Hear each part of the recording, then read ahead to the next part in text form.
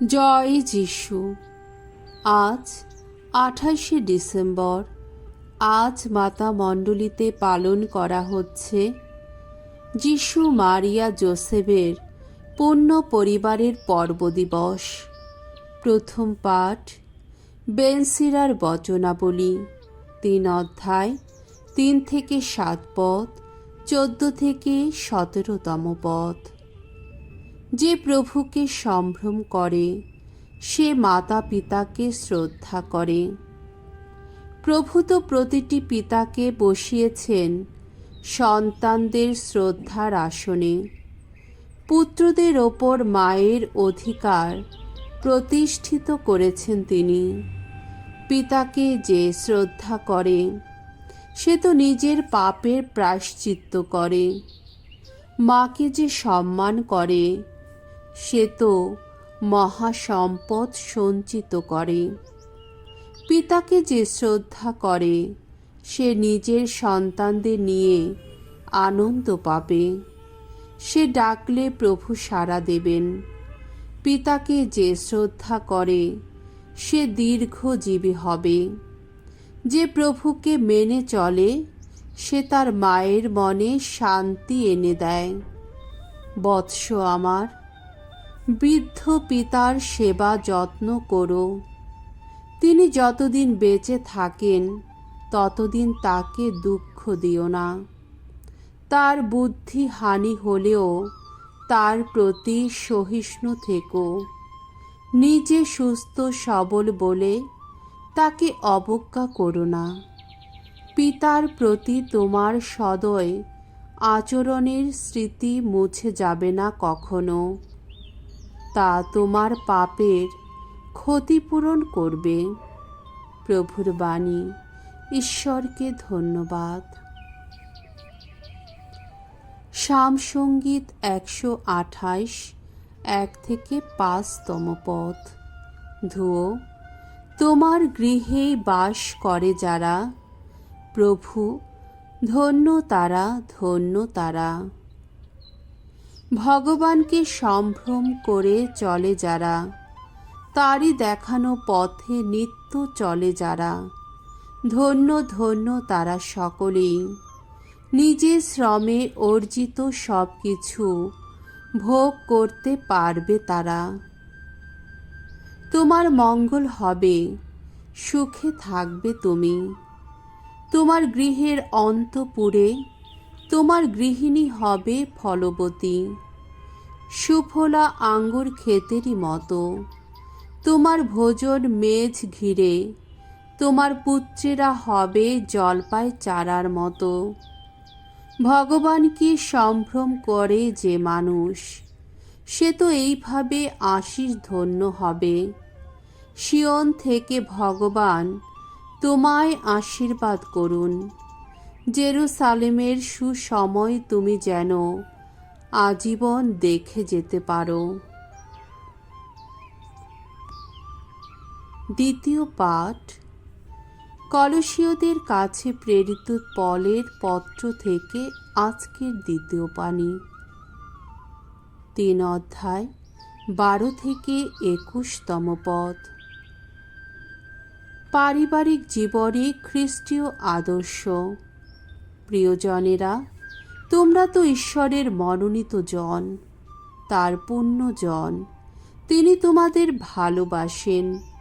তাই তোমরা দয়া, মমতা, সহৃদয়তা, নম্রতা, কোমলতা ও সহিষ্ণুতার সাজেই নিজেদের অন্তরটাকে সাজিয়ে তোলো।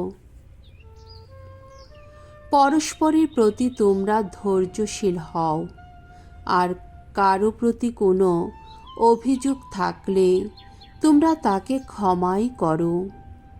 প্রভু নিজে যেমন তোমাদের ক্ষমা করেছেন তেমনি তোমরাও ক্ষমা করো। আর সমস্ত কিছুর ওপরে স্থান দাও ভালোবাসাকে, কারণ ভালোবাসাই সব কিছুকে এক করে তোলে, পূর্ণ করে তোলে। খ্রিস্টের শান্তি তোমাদের হৃদয়ে রাজত্ব করুক। তোমরা তো সকলে সেই এক দেহের অঙ্গ হয়ে এমন শান্তি লাভের জন্যেই আহত হয়েছ। তোমরা ঈশ্বরের প্রতি সর্বদাই কৃতজ্ঞ হয়ে থাকো। খ্রিস্টের বাণী তোমাদের অন্তরে জেগে থাকুক তার অপর্যাপ্ত ঐশ্বর্য নিয়ে।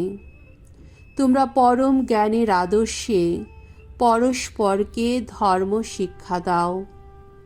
পরস্পরের মধ্যে চেতনা জাগিয়ে তোলো। ঈশ্বরের উদ্দেশ্যে তোমরা কৃতজ্ঞ চিত্তে সাম সঙ্গীত, বন্দনা গীতিকা এবং ভাব উদ্দীপ্ত গান মন প্রাণ দিয়ে গেয়ে ওঠো। এবং তোমরা যা কিছু বলো, যা কিছু করো, সবই যেন প্রভু যিশুর নামেই হয়।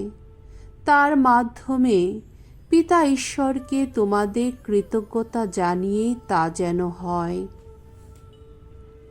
পত্নীরা, তোমরা তোমাদের স্বামীর অনুগত হয়ে থাকো। তেমনভাবে থাকাই তোমাদের খ্রিস্টীয় কর্তব্য। স্বামীরা, তোমরা নিজেদের স্ত্রীকে ভালোবাসো। তাদের সঙ্গে রুক্ষ ব্যবহার করো না।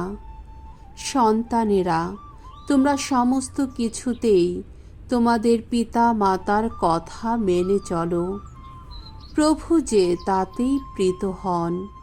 আর পিতা যারা, তোমরা তোমাদের সন্তানদের উদ্যক্ত করো না, পাছে তাদের মন তাতে ভেঙে যায়। প্রভুর বাণী। ঈশ্বরকে ধন্যবাদ। বাণী বন্দনা। জয় জয় প্রভুর জয়। তোমাদের ঘরে রাজত্ব করুক খ্রিস্টের শান্তি। খ্রিস্টের বাণী উজ্জ্বল করুক তোমাদের ঘর। জয় জয় প্রভুর জয়। মঙ্গল সমাচার। মথি রচিত মঙ্গল সমাচার 2 অধ্যায় 13 থেকে 15 পদ, 19 থেকে 23তম পদ। মিশর দেশে প্রবাসী পুণ্যতম পরিবার। জ্যোতির্বিদ পণ্ডিতেরা চলে যাওয়ার পর প্রভুর এক দূত যোসেফকে স্বপ্নে দেখা দিয়ে বললেন, ওঠো, শিশুটি ও তার মাকে সঙ্গে নিয়ে মিশর দেশে পালিয়ে যাও তুমি, আর আমি কিছু না বলা পর্যন্ত সেখানেই থাকো। কারণ হেরোদ শিশুটিকে মেরে ফেলবার জন্যে শীঘ্রই তার খোঁজ করতে শুরু করবে। যোসেফ তখন উঠলেন আর সেই রাতেই শিশুটি ও তার মাকে সঙ্গে নিয়ে মিশর দেশে রওনা হলেন। হেরোদের মৃত্যু পর্যন্ত তিনি সেখানেই রয়ে গেলেন।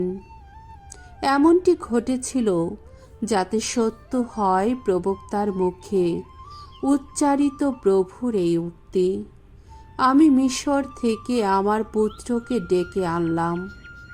হেরোদ মারা যাবার পর প্রভুর এক দূত মিশর দেশে যোসেফকে স্বপ্নে দেখা দিয়ে বললেন, ওঠো, শিশুটি ও তার মাকে সঙ্গে নিয়ে এবার তুমি ইসরায়েল দেশে ফিরে যাও।